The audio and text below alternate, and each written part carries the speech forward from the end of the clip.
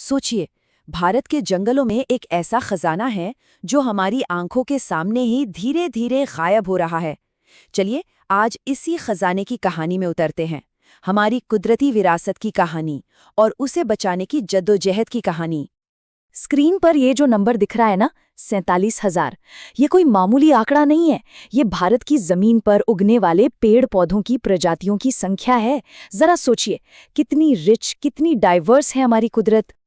तो आज की हमारी ये पूरी चर्चा 5 हिस्सों में बटी होगी। सबसे पहले हम समझेंगे कि ये खजाना है क्या, फिर देखेंगे कि इस पर खतरा क्या है, और आखिर में जानेंगे कि सरकार से लेकर आम लोग तक इसे बचाने के लिए क्या कर रहे हैं।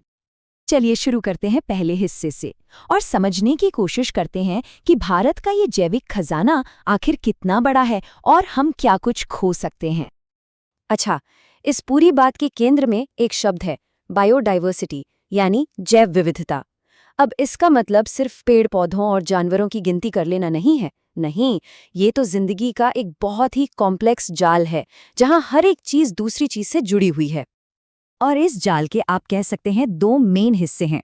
एक है फ्लोरा, मतलब सारे पेड़ पौधे, और दूसरा है फौना, मतलब सारे जीव जंतु।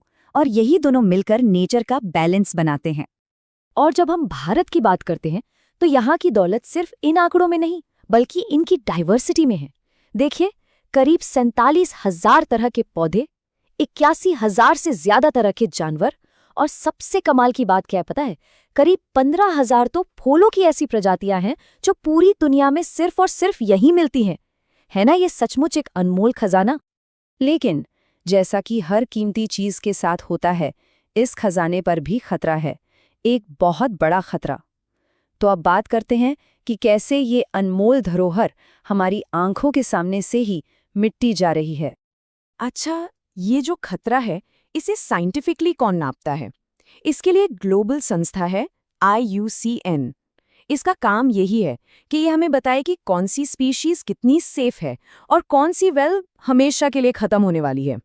और देखिए, ये समझना बहुत जरूरी है कि खतरा एक जैसा नहीं होता। इसके भी लेवल्स हैं, जैसे एंडेंजर्ड या संकटग्रस्त। इसका मतलब है कि वो प्रजाति बिल्कुल विलुप्त होने के कगार पर है, जैसे हमारा भारतीय गेंडा। फिर आता है वल्नरेबल या सुभेद्य, मतलब जो तेजी से खतरे की तरफ बढ़ रही है, जैसे गंगा नदी की डॉल्फिन।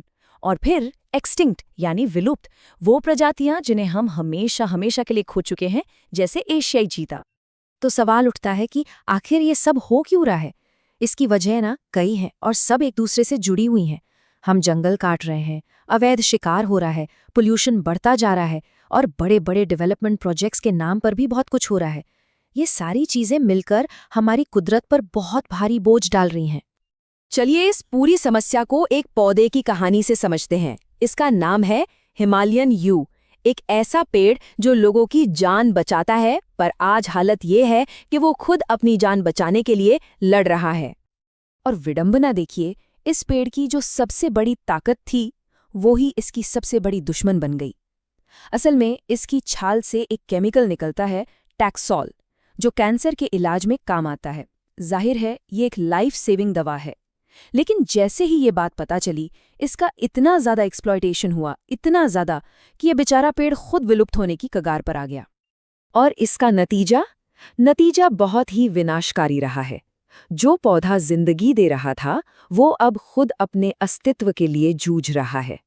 ये एक कड़वी हकीकत है कि कैसे इंसानी जरूरत, या कहिए लालच, एक चमत्कार को एक त्रासदी में बदल सकता है। तो क्या सब कुछ खत्म हो चुका है? नहीं, बिल्कुल नहीं। उम्मीद अभी भी है। अब बात करते हैं उन कोशिशों की जो इस खजाने को बचाने के लिए सरकारी स्तर पर की जा रही हैं। ये जो टाइमलाइन आप देख रहे हैं, ये भारत की कंजर्वेशन जर्नी को दिखाती है। देखिए, 1972 में वाइल्ड लाइफ प्रोटेक्शन एक्ट आया, फिर 1973 में आया मशहूर प्रोजेक्ट टाइगर, और फिर धीरे धीरे तितलियों, पतंगों और यहाँ तक कि पौधों को भी इस सुरक्षा के दायरे में लाया गया। ये दिखाता है कि वक्त के साथ हमारी समझ कैसे बेहतर हुई है। अब सवाल ये है कि सरकार जंगलों को मैनेज कैसे करती है। तो देखिए, आधे से ज़्यादा जंगल तो रिजर्व्ड फॉरेस्ट्स हैं, मतलब इन्हें सबसे ज़्यादा प्रोटेक्शन मिली हुई है। फिर आते हैं प्रोटेक्टेड फॉरेस्ट्स, जिन्हें और ख़राब होने से बचाया जाता है।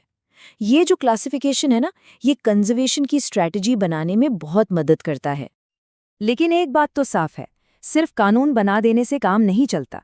असली ताकत तो उन लोगों के हाथ में है जो इन जंगलों में या इनके आसपास रहते हैं, यानी लोकल कम्युनिटीज। चलिए अब उनकी कहानी की तरफ बढ़ते हैं। आप कह सकते हैं कि कंजर्वेशन के दो रास्ते हैं और दोनों ही बहुत ज़रूरी हैं। एक है सरकार का टॉप डाउन अप्रोच, मतलब कानून बनाना, नेशनल पार्क बनाना, और दूसरा है लोगों का बॉटम अप अप्रोच, मतलब आंदोलन करना, अपने पारंपरिक तरीकों से संरक्षण करना। असली कामयाबी तो तभी मिलती है जब ये दोनों रास्ते एक साथ आकर मिल जाते हैं। और इसकी बेहतरीन मिसालें हमारे इतिहास में हैं। चिपको आंदोलन को कौन नहीं जानता? लोगों ने पेड़ों से चिपककर उन्हें बचाया। फिर बीज बचाओ आंदोलन, जिसने हमें पारंपरिक खेती की अहमियत याद दिलाई। और जॉइंट फॉरेस्ट मैनेजमेंट तो ये साबित ही करता है कि जब सरकार और स्थानीय लोग हाथ मिला लें तो बंजर जमीन पर भी हरियाली वापस लाई जा सकती है। चलिए अब इस पूरी चर्चा के आखिरी हिस्से पर आते हैं। यहाँ सवाल ये उठता है कि इस सब में हमारी भूमिका क्या है, हमारी जिम्मेदारी क्या है।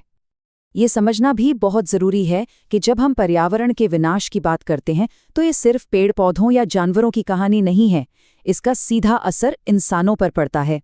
सोचिए, जब जंगल कटते हैं तो इसका सबसे ज़्यादा बोझ अक्सर महिलाओं पर आता है। उन्हें पानी, चारे और ईंधन के लिए मीलों दूर तक जाना पड़ता है। तो प्रकृति को बचाना एक तरह से हमारे समाज को बचाना ही है। तो हमने देखा कि सरकारें अपनी तरफ से कानून बना रही हैं, लोग आंदोलन कर रहे हैं, लेकिन सवाल वहीं का वहीं है कि हमारी अपनी जिम्मेदारी कहाँ से शुरू होती है। इस विशाल खजाने को बचाने में हमारा क्या योगदान हो सकता है? ये एक ऐसा सवाल है जो हम सबको खुद से पूछना होगा।